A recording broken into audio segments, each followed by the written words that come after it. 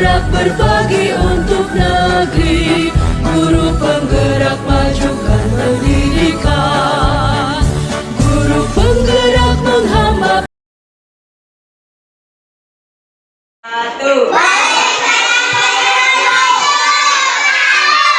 Gimana anak-anak kabarnya hari ini?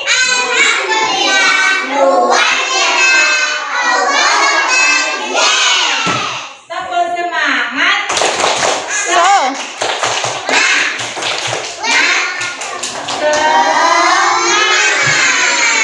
Anak-anak, sebelum pelajaran dimulai, kita akan membacakan keyakinan kelas. Apa saja? Ya, menjaga kebersihan, terus datang disiplin waktu, tidak boleh terlambat, terus saling menolong, terus saling sayang menyayangi. Jadi ada 5. 1.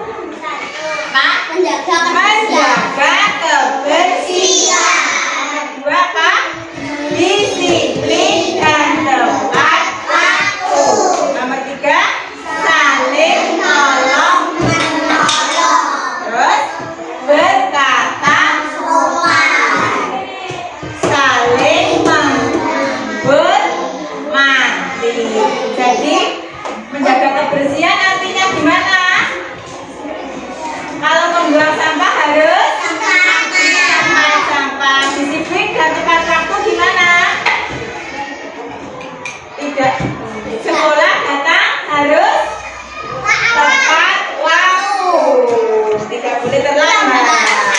Nomor 3, saling tolong. Ya, saling tolong menolong. Saling tolong menolong gimana? Membantu namanya. Berkata sopan. Berarti gimana kalau berkata sopan? Hah? Ya, kalau ngomong, kalau bicara tidak boleh yang pas. Terus saling menghormati. Kalau saling menghormati gimana artinya? Tidak boleh bertemu. Tidak boleh mengejek teman. Kita membuat keyakinan kelas ini tidak hanya 1 hari, tapi digunakan setiap hari supaya harapan kelas kita jadi gimana? Halo, kalau kita sudah membuat keyakinan kelas, diharapkan kelas kita akan menjadi kelas yang 1, kita bersikap baik dan jujur, tidak boleh bohong, terus kita saling menghormati, terus kita saling mendengar, dan kita mengucapkan tolong dan terima kasih kalau kita sesuatu, terus kita belajar dan melakukan yang terbaik. Nanti ulangi lagi keyakinan kelas kita apa? Menjaga kebersihan. Ya, pintar menjaga kebersihan, lalu Tepat waktu. ya datang tepat waktu, terus Saling menolong. terus Sopan. terus saling menghormati. Tepuk tangan semua.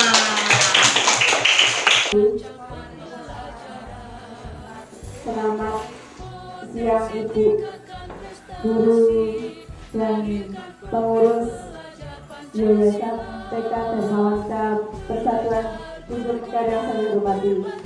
Di sini saya akan melakukan penyebaran pemahaman dan penerapan pengalaman disiplin positif untuk memenuhi tugas CGP pada modul 1.4. Bapak Ibu Dewan Guru yang saya hormati, sebelum acara kita mulai, marilah kita bersama untuk membacakan yel-yel TK kita ya. Nanti ibu-ibu mengikuti. TK Dharmawansa Pondok Mekar, yes yes yes. Itu ya, bareng 1, 2, 3. TK Dharma Wanita Guntur Mekar. Terima kasih Ibu-ibu. Sebelum saya memulai masalah penerapan disiplin positif, siapa yang tahu di antara ibu dan bapak semua yang tahu apa itu disiplin positif? Monggo, ada yang mau menjawab?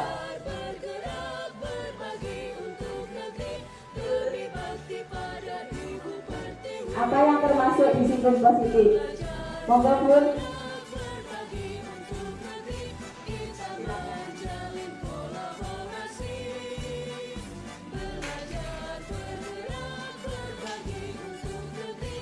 Disiplin positif adalah cara menerapkan sikap disiplin yang bertujuan untuk menumbuhkan kesadaran agar anak kita bisa melakukan kegiatan-kegiatan seperti kemandirian, kemudian dia dapat melakukan, ibaratnya bisa buang air kecil sendiri ke kamar mandi, terus bisa pakai baju sendiri. Itu merupakan kita bisa menerapkan disiplin positif kepada anak. Seperti itu kalau menurut saya.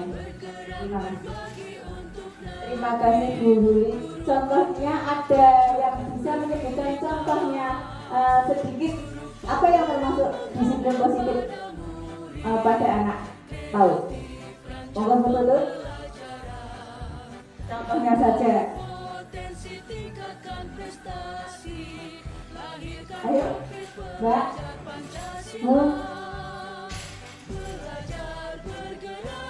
Contohnya pada anak yang penerapan disiplin di lembaga. Contohnya apa?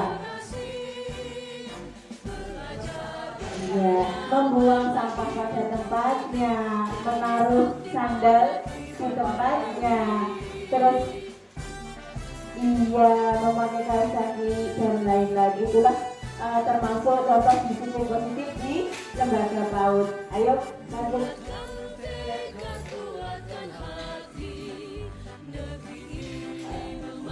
Budaya positif merupakan perwujudan dari nilai-nilai keyakinan universal yang diterapkan di sekolah. Budaya positif dapat mendorong murid untuk berpikir, bertindak, dan mencipta sebagai proses memerdekakan diri, sehingga murid mampu mandiri dan bertanggung jawab. Konsep inti budaya positif terdiri dari beberapa bagian. 1. Perubahan paradigma belajar. Belajar bergerak berbagi untuk negeri, kita menjalin kolaborasi. Belajar bergerak berbagi untuk negeri, demi bakti pada Ibu Pertiwi. Belajar bergerak berbagi untuk negeri, kita menjalin kolaborasi. 1. Perubahan paradigma belajar. Dalam perubahan paradigma belajar, pembelajaran dengan paradigma baru merupakan pembelajaran yang dirancang berdasarkan pembelajaran berdifferensiasi, sehingga para peserta didik belajar sesuai kebutuhannya berdasarkan tahap perkembangannya sesuai teori psikologi modern untuk mewujudkan profil pelajar Pancasila. Ibu-ibu semua sudah tahu tentunya profil pelajar Pancasila apa saja? Coba sebutkan. Beriman dan bertakwa pada Tuhan Yang Maha Esa. Terus bergotong royong, berkesinambungan global, kreatif, dan mandiri. Tentunya di sekolah kita di lembaga PAUD sudah menerapkan itu semua untuk tema-tema besar yang ada di profil pelajar Pancasila. Miskonsepsi tentang teori kontrol. Miskonsepsi tentang teori kontrol itu guru mengontrol murid. Terus, nah ini miskonsepsi teori kontrol. Lanjut. Merubah paradigma stimulus respon ke posisi kontrol. Stimulus respon kualitasnya kebutuhan kita. Nah, semua orang melihat hal yang sama. Kita mencoba mengubah orang agar berpandangan sama dengan kita. Perilaku buruk dilihat sebagai suatu kesalahan. Orang lain bisa mengontrol saya bisa mengontrol orang lain. Memaksa ada pada saat bujukan gagal. Lalu dari kontrolnya, realitas kebutuhan kita berbeda. Setiap orang memiliki gambaran berbeda. Kita berusaha memahami pandangan orang lain tentang dunia. Semua perilaku memiliki tujuan. Hanya Anda yang bisa mengontrol diri Anda. Anda tidak bisa mengontrol orang lain. Kolaborasi dan konsensus menciptakan pilihan-pilihan baru. Lanjut yaitu disiplin positif. Disiplin positif adalah kebiasaan hal yang baik mencakup sikap atau perilaku maupun tutur kata oleh seluruh warga sekolah, terutama bagi murid agar dapat berkembang menjadi pribadi yang kritis, mandiri, dan bertanggung jawab. Karena disiplin positif tadi masuk P5, jadi ada yang menjadi pribadi yang kritis, mandiri, dan bertanggung jawab itu masuk P5. Sebagai pendidik, tujuan kita adalah menciptakan peserta didik yang memiliki disiplin diri sehingga mereka berperilaku mengacu pada nilai-nilai kebajikan universal dan nilai motivasi dalam diri menuju perubahan perilaku ke arah yang lebih baik. Nilai-nilai kebajikan, nilai yang disepakati bersama lepas dari suku, bangsa, agama, bahasa maupun latar belakangnya. Contoh nilai-nilai kebajikan universal dari institusi pendidikan. Profil pelajar Pancasila. 1. Beriman bertakwa pada Tuhan Yang Maha Esa. 2. Mandiri. 3. Bernalar kritis. 4. Berkebinekaan global. Gotong royong dan kreatif. Yang dari program YPP ke toleransi rasa buat, menghargai, antusias, empati, keingintahuan, kreativitas, kerjasama, percaya diri, dan komitmen. Keterampilan hidup atau life skill-nya dapat dipercaya, lurus hati, pendengar yang aktif, tidak merendahkan orang lain, memberikan yang terbaik dari diri. Yang ketiga yaitu kebutuhan dasar manusia. Kebutuhan dasar manusia merupakan hal yang kita lakukan untuk mendapatkan apa yang kita inginkan. Seluruh tindakan yang kita lakukan memiliki tujuan. Semua usaha terbaik yang kita lakukan agar kebutuhan dasar kita terpenuhi dengan baik. Nah, kebutuhan dasar manusia itu ada 5, Bapak dan Ibu ya. Yang pertama yaitu bertahan hidup. Bertahan hidup apa saja?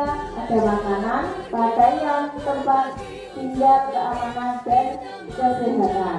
Yang kedua, kasih sayang dan rasa diterima. Rasa diterima dipedulikan, berbagi, kerjasama, dan menjadi bagian dari kelompok. Yang ketiga, penguasaan, harga diri, keinginan untuk dianggap memimpin, berprestasi, diakui, dan didengar. Kesenangan, bermain, humor, antusias, dan tertawa. Kebebasan, mandiri, memiliki pilihan, mencoba hal baru, dan mampu mengendalikan arah dirinya. Dari kelima kebutuhan dasar ini, kalau kita tidak bisa tercukupi, tentunya kita akan merasa kecewa, depresi, dan lain-lain. Begitu juga dengan anak-anak kita. Kita harus memberikan kebutuhan dasar tersebut pada anak didik kita agar mereka bisa tumbuh dan berkembang dengan baik sehingga tidak merasa depresi, tidak merasa diasingkan, tidak merasa dikucilkan. Lanjut.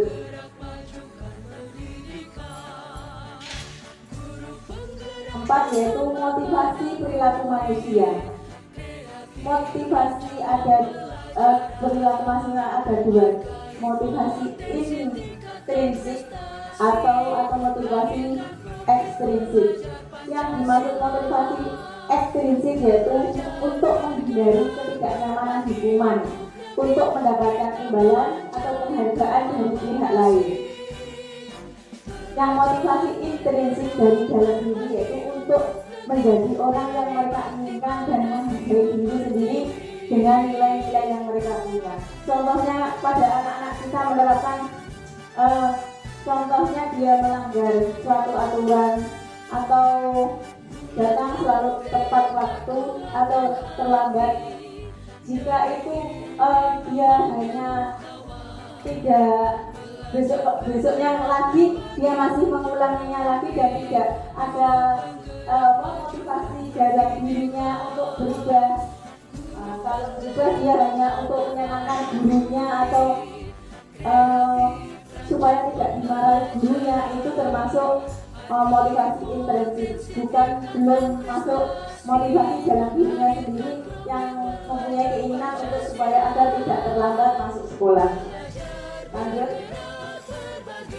Motivasi perilaku manusia ada 3 yaitu hukuman, konsekuensi, dan restitusi. Hukuman tidak berhubungan dengan kesalahan yang diperbuat, bersifat satu arah berupa hukuman fisik dan psikis.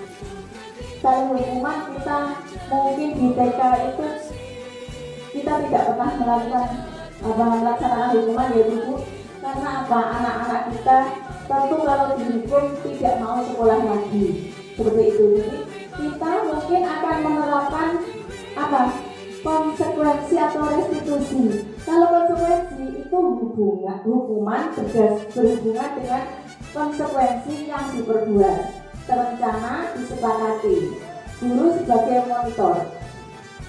Kalau restitusi, proses dialog dengan murid yang mengajarkan murid untuk menyelesaikan masalahnya sendiri. Contoh konsekuensinya itu apa? Seperti kalau dia mengambil mainan, dia bermain, konsekuensinya harus mengembalikan pada tempatnya. Kalau restitusi, contohnya gimana? Dia tidak usah disuruh sudah mau, kalau aku ambil mainan ini tentu saya harus mengembalikan ke tempatnya. Tapi kalau ini biasanya kita tuh masih menyuruh itu. Dan kalau ini kalau ambil kata kita dia tidak mau mengembalikan, ini kita mengasih hukuman. Kalau yang ini tentu kita tidak pernah melakukan yang ini kalau di PAUD, ya. Lanjut. Posisi kontrol restitusi berdasarkan pada teori kontrol Dr. William Jason beri kesimpulan bahwa ada 5 posisi kontrol yang diterapkan guru, orang tua maupun atasan dalam melakukan kontrol, yaitu menghukum, membuat rasa bersalah, teman, pemantau, dan manajer. Nah, ini 5 posisi kontrol seorang restitusi. Penghukum. Kata-kata penghukum, patuhi aturan saya atau awas ya. Kita bisa melakukan yang mana dari 5 ini? Pembuat rasa bersalah, contohnya berapa kali sudah nasihati kamu? Itu yang membuat rasa bersalah. Kalau sebagai teman, ayolah jangan ikut, nanti ibu kena teguran dari kepala sekolah. Biasanya butuh tuh, kok rame di malah bisa, gitu. Itu sebagai teman. Terus sebagai pemantau, konsekuensinya apa? Tadi masuk di apa tadi? Konsekuensi deh. Terus manajer, apa yang sudah kita yakini? Dan kita sebagai guru diharapkan kita bisa menetapkan diri sebagai manajer, bukan penghukum, bukan pembuat rasa bersalah. Mungkin kalau teman, pemantau dan manajer itu sering kita lakukan, tapi yang lebih baik lagi yang harus kita lakukan sebagai orang tua dan guru, posisi sebagai manajer. Jadi anak itu melakukan kesalahan dan mau perbaikinya itu dari dalam hati sendiri, tidak takut pada kita, tidak ada tekanan dari guru atau orang tuanya sehingga dia melakukan sesuatu yang sebenarnya dia tidak dari hatinya gitu loh. Istilahnya kalau manajer itu menyadarkan anak sesuai dengan keyakinannya dia bahwa dia berbuat salah harus bertanggung jawab dan menanggung konsekuensinya, dia harus berubah dari hal tersebut. Contoh sering telat pagi gitu loh ibu, terlambat sekolah itu kasusnya seperti kemarin itu anak dari TK itu terlambat terus, alasannya apa kan gitu. Terus supaya tidak terlambat itu harus bagaimana dia supaya tidak terlambat, tentunya harus bangun pagi dan berangkat lebih pagi karena masuk sekolah dimulai jam 7.30. Ibu-ibu sudah bisa memahami yang posisi kalau seorang restitusi ini ya, ini harus dipakai semua guru ya, guru dan orang tua, karena kita biasanya kita tuh sering mendidik. Berapa kali ibu sudah menasihati kamu? Ayo next. Keyakinan kelas untuk agar anak bisa memaafkan tadi posisi kontrolnya, kita akan membuat keyakinan kelas. Keyakinan kelas adalah persetujuan yang dibuat bersama antara guru dan murid. Selanjutnya akan ditaati bersama yang bertujuan untuk menciptakan lingkungan belajar yang kondusif. Contoh keyakinan kelas yaitu setiap anggota kelas perlu saling menghormati, tidak boleh makan saat kegiatan pembelajaran, membuang sampah di tempatnya, dan lain-lain. Segitiga restitusi. Segitiga restitusi merupakan proses untuk menciptakan kondisi bagi murid untuk memperbaiki kesalahan mereka, sehingga mereka bisa kembali pada keyakinan kelas dan menumbuhkan kebudayaan positif. Ini adalah tahapan segitiga restitusi. Yang pertama adalah menstabilkan identitas.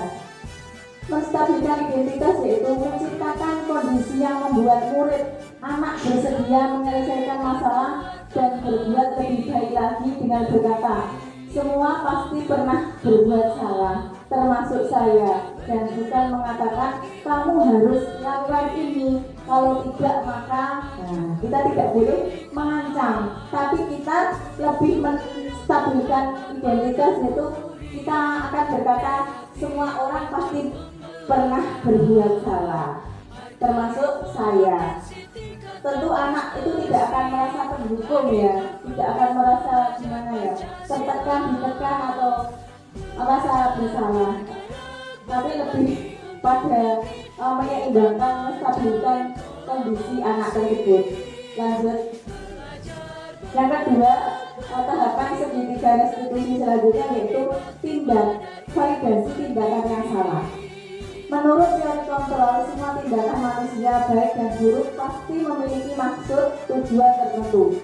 Ketika kita menolak anak yang berbuat salah, dia akan tetap dalam masalah. Yang diperlukan adalah kita memahami alasan melakukan hal tersebut sehingga anak merasa dipahami. Contohnya seperti ini. Kalau anak datang terlambat, tentu kita akan memvalidasi tindakan yang salah. Kenapa kok kamu bisa terlambat? Anak-anak tentunya akan menjawab alasan dia terlambat. Baik.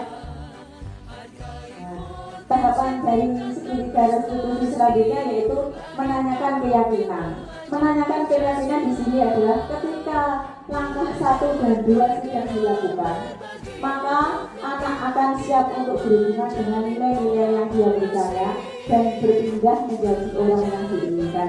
Jadi dia nanti kita tanya kalau sudah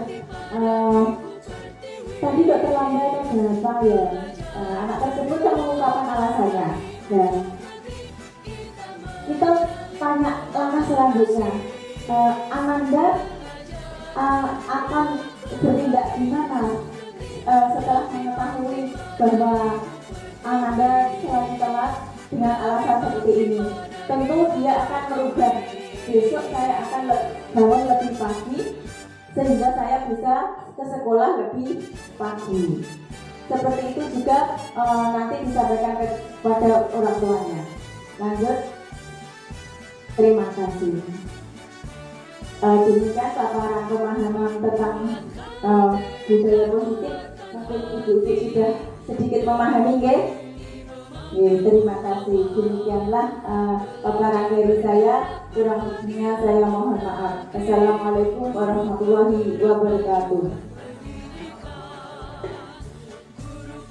Assalamualaikum warahmatullahi wabarakatuh. Saya Ibu Yuli, wakil dari Ketua Yayasan TK DWP Kunjung Mekar.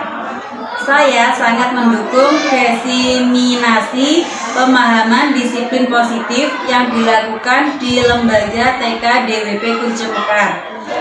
Dalam diseminasi budaya positif ini, diharapkan semua guru bisa menerapkan di lingkungan sekolah maupun di rumah, sehingga bisa tercipta pembiasaan-pembiasaan yang baik bagi peserta didik dan guru di TK DWP Kunjung Mekar. Saya juga mendukung Ibu Isa sebagai CGP. Saya berharap Ibu Isa bisa membawa perubahan yang baik bagi kemajuan lembaga DWP Kunjung Mekar, serta bisa menginspirasi guru lainnya untuk mengikuti CGP selanjutnya. Demikian dari saya. Wassalamualaikum warahmatullahi wabarakatuh. Assalamualaikum warahmatullahi wabarakatuh. Saya Bu Tutut, rekan dari Bu Isa, CGPA 10 Kabupaten Tuban. Pada kegiatan diseminasi pemahaman budaya positif yang telah dilaksanakan Bu Isa di lembaga ini, saya jadi bisa memahami tentang pentingnya budaya positif yang harus kita lakukan di sekolah maupun di rumah. Saya bisa memahami posisi kontrol sebagai guru, memahami segitiga restitusi, memahami bagaimana cara menetapkan segitiga restitusi pada peserta didik. Terima kasih Bu Isa yang sudah menjadi inspirasi bagi guru-guru di TK DWP Kunjung Mekar.